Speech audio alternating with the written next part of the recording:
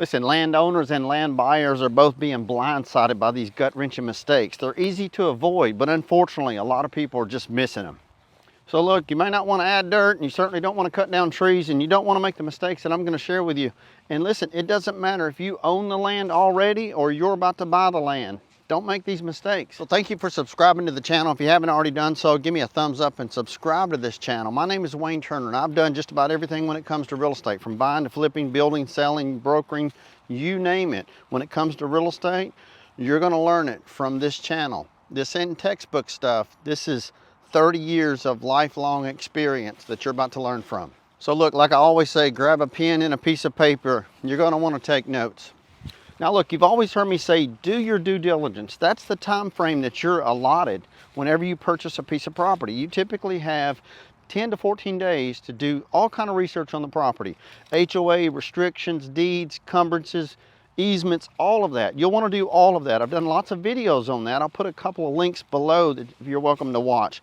For the purpose of this video, it's a little bit different. You see, even though you purchase a piece of property and you have a piece of raw land dirt, it doesn't necessarily give you permission to do anything you want to do on that property anytime you want to do it.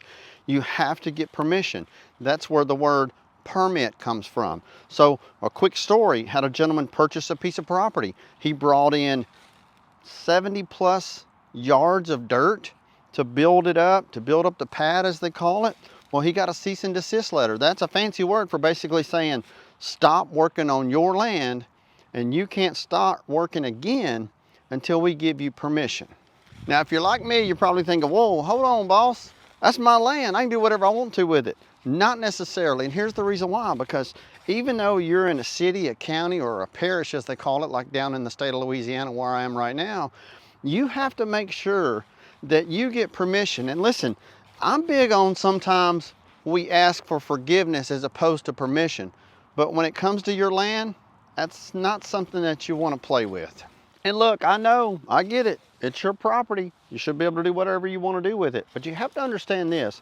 Whenever you bring in dirt, you're basically what they call mitigating that property.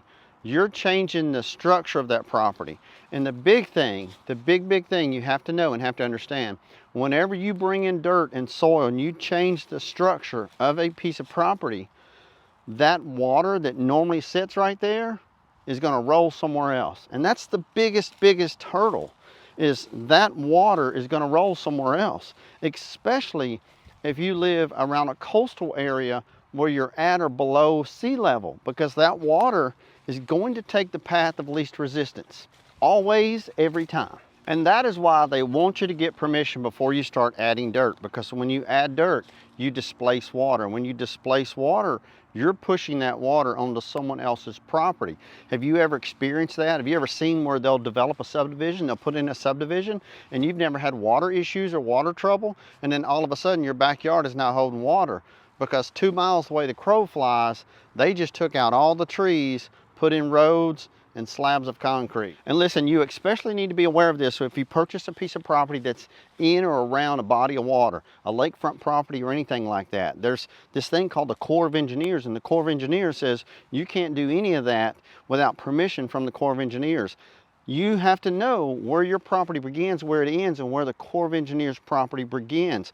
And listen, if it's ever a wetlands area that you purchase, and believe it or not, people purchase land that's in wetlands areas, and they're thinking, wow, well, it's on the water, it's considered wetlands, so let me just bring in a bunch of dirt and build it up, and I can build a house. Don't do that. They will absolutely shut you down every time. But please understand, this information is not just about dirt. It's also about trees. You cannot go cutting down trees on properties without permission. You can certainly try, but all it takes is one person to tell on you. One person to say he or she is cutting down trees, and they'll shut you down every time. And look, personally, I love trees. Some people don't like trees. They're scared to death of trees. Hell, down here in southern Louisiana, they see a pine tree that high, they'll cut that sucker down. They think it's going to fall on their house. You got to understand, these trees, they've been here for probably 100 plus years. Some of them fall, some of them don't. But at the end of the day, you have to know what trees you can cut and which ones you can't. For example, big, beautiful live oak trees in Florida, southern Alabama, Mississippi, Louisiana, you can't cut those trees. And then there's another tree called cypress trees. You cannot cut cypress trees down. You will be fined heavily, and you'll have to pay to replace the trees. Now look, I'm the most positive, optimistic person you'll ever meet, but at the end of the day, you just have to do your due diligence, and you have to know what you're gonna do and what you're up against. Because there's nothing more frustrating than to purchase a piece of land that you wanna call your own. You wanna make your own homestead. You wanna be out in the woods. You wanna just be left alone, right? You just wanna do what you wanna do. But unfortunately, it's so much easier if you'll take the steps that I share with you in all these videos to make a quick list and go, okay, I gotta make sure, can I put a well, can I put a septic? What are the easements? What are the setbacks? What is all of this that I can and can't do before I physically take ownership of that property? And even if you own a piece of property right now, before you go doing anything to it, make sure you get the proper permits to improve your land. Because I'm gonna tell you, after 30 years of doing this stuff, time and time again, you could hear from a lot of my past clients where they've said, man, I wish I'd have just listened to Wayne. I wish I'd have done it. It cost me a whole lot more money and a whole lot more stress and a whole lot more headache. Now I got people that don't like me. I got neighbors complaining about me and everything else. And all you wanted to do was be left alone. And you can be left alone. And perhaps you're just thinking, Wayne, I just want a nice piece of land. I just want a 3-acre tract of land. I can build a 1,700 square foot house. But what if the deed restriction says you have to build a minimum of 2,000 square feet? That's the kind of stuff that you have to know going in. Or for example, you want to put a single wide trailer for 6 to 9 months before or during the building process. But the deed restrictions, restrictive covenant says absolutely no way, no how can you put any type of modular home. You need to know that now. You need to know that going into the property before you make the mistake after you purchase the property. And this is why I do these videos, so it's simple and easy and stress-free for you. A lot of people say, Wayne, I just want to put a motor home. I'm just going to literally go buy a motor home. Or I've had customers say, I've got a motor home, I'm going to buy a piece of property, we're good to go, I'm going to put a well and a septic. Even putting a well and a septic, you have to get permission to put a well and a septic. But here's the thing that you can really get burned on. Listen to me. You can get burned on putting the wrong size of septic system, permitting the wrong size of septic systems. Believe it or not, they don't even go off bathrooms. They go off bedrooms.